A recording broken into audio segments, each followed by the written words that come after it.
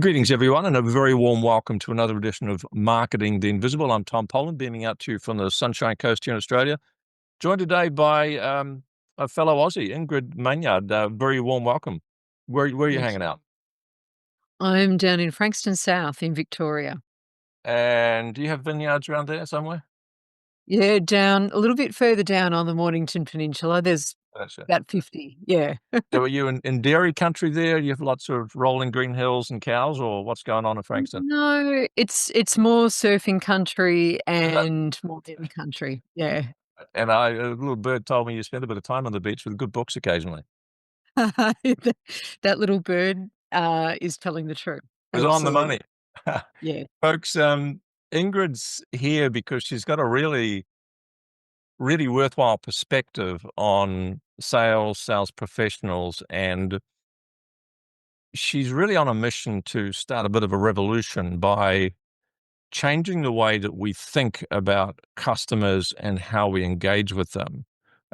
She's a published author of the book, The Sales Revolution, I think it is. Is that correct, Ingrid? Revolu Sales Uh, she's revolution. she's known as the sales doctor. She's featured on national uh, television shows such as Sky Business. She's been featured in multiple uh, publications. So delight to have you here. Thank you, Ingrid. Title today is The Culture of Customer. So our 7 minutes is going to start now. Question number one is, who is your ideal client? My ideal client is predominantly a B2B sales team that needs help with what they want to achieve and to get there. And I've kind of found myself, Tom, in a space where I just seem to resonate with people that support the blue collar working industry. So people that supply into hardware, and large commercial trades. And do you well, let's unpack that a little bit real quick. So a lot of people in those industries see themselves as order takers, Right. and that's a problem in itself. Is that a part of the problem you solve to try and get them thinking more about customers and engagement? What do we unpack that? What is the problem you solve for them? Yeah, so it depends on the type of business, but what you're describing, I don't actually think they see themselves as order takers. They would see themselves as salespeople, but you and I might look at them and go, they're order takers. And so their expectation is that they go to the customer expecting the customer to be able to tell them exactly what's going on and what they need, and they've just got to be a nice person and then write up a proposal or submit a quote and they're going to get the business. I And see. it's actually, yeah, and I think that for the last 25 years, that actually has been the case. It's been enough to get them through. So I understand where that thinking comes from. However, we're now in a space where the market's tight, cost of doing business has gone through the roof, and regardless of the business, because wages for in the first instance have continued to. I mean, it's a little bit of a holding pattern at the moment, but for the last 2 to 3 years, post-COVID, it's certainly been, a driver of, increased business costs, and so when there's more at stake, there's less of the pie to get. Salespeople are now finding themselves in an incredibly tight market, and they don't necessarily have a deeper skill set in order to create opportunity and to influence their customers, um, to suggest why they should work with them and what they're going to do for them and their business. That's very eloquent. Thank you for unpacking that. Mhm. So, what would you say are the typical symptoms when you think of an ideal client and you go into that client's sales environment and you change the way people are approaching customers and engaging? Yeah. Big Well, you've transformation. What's going yeah. on prior to you working with them? What's sort of some of the symptoms that would make them look around and go, "Jesus, that's us. We need to talk to with Ingrid." Well, the most obvious one is not hitting targets, and and that's an easy broad brush. And then when I What look at the next layer, yeah, it's a biggie. or margins are being squeezed, and so they might be hitting their revenue target, but they're actually not making any profit because, again, the salespeople don't really know how to commercially engage.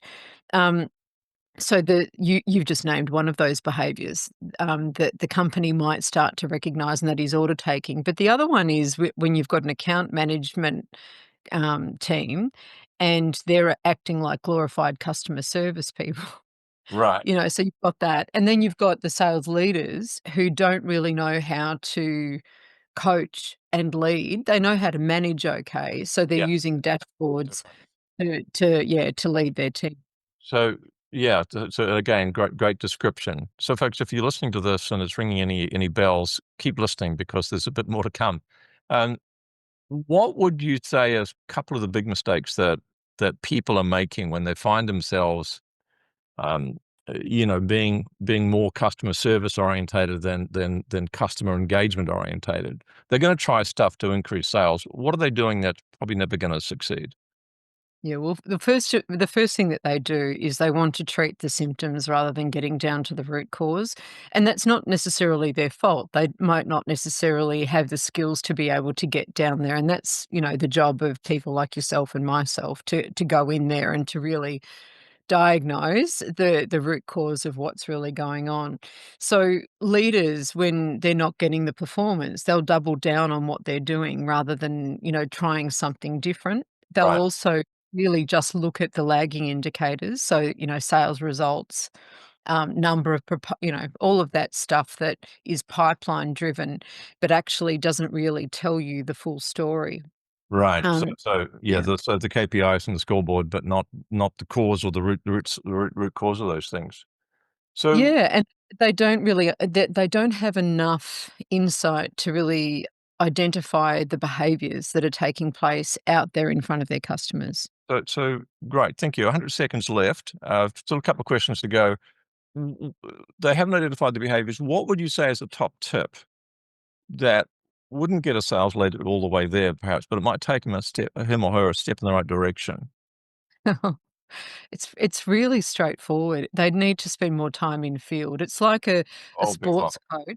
Yeah, it's like a sports coach, just going to training sessions and having rah-rah sessions with their team, but never actually seeing them play the game. They've forgotten that that's the whole purpose That is a of great what analogy. it is. Yeah, and it really sums up the behavior that I see in a lot of sales leaders. Right. Sort of sitting in the office, scratching their head, wondering why the results can't coming in, and Looking at their CRM. yeah, right. And it can be really a revelation when you get out in the field and you are with people. And one of the best tips I received is that if I went out as a sales manager into a sales situation, just shut up and sit in the corner. Don't Right, interfere. So right. let's direct people to, I know you've got a book out. It's The Sales Revolution, and folks can get a first chapter free. Nice, The Sales Revolution. And I had a read of it. It's really worthwhile because the first chapter in particular is unpacking part of the problem and is Yes. drilling down. So there's value just in that. Where do people go to get a copy of that? Well, just go straight to my website and you'll find it. It's www.thesalesdoctor, and that's thesalesdr.com.au. Okay, perfect. And it'll pop up there on the right-hand side. Last question, Ingrid. What's the one question I should have asked you but didn't? Look, what is the sales revolution? And that is an organization-wide approach to responding to the issues that we've got that I kind of unpack in that first Right. chapter. Right. And I mean, it's the whole framework. I think that's the big distinction. It's that it's not just an idea or a sales track. You're No. It's a revolution across the sales culture of the organization and very customer centric. Ingrid, thanks for sharing. Thanks for rocking up. Appreciate very much your time and your insights. Thanks for checking out our Marketing the Invisible podcast. If you like what we're doing here, please head over to iTunes to subscribe, rate us, and leave us a review. It's very much appreciated. And if you want to generate 5 fresh leads in just 5 hours, then check out www.5hourchallenge.com.